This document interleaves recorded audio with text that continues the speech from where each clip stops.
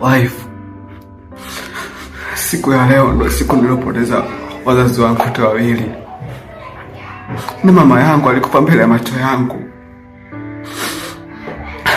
Ila mama yangu kabla hajafariki, kuna maneno aliniambia kwamba nikuoe wewe sababu wewe ni mwanamke mzuri na una kila aina sifa.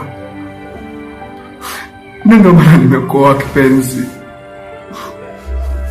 Ndio maana nakupenda. Sababu nilikuona wewe kama naona wazazi wangu.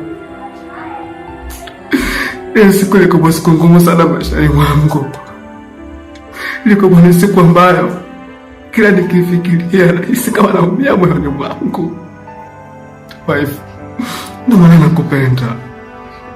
Wewe ndio nyota pekee kwenye ulimwengu ambayo inamulika maishani mwangu. Sina mwingine maishani mwangu zaidi yako. Sina mwingine. Nakupenda sana kipenzi. Nakupenda wife.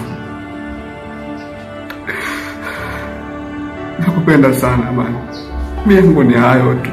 Sasa mume wangu, muda huu mimi nataka niweze kufanya kikoba. Wife,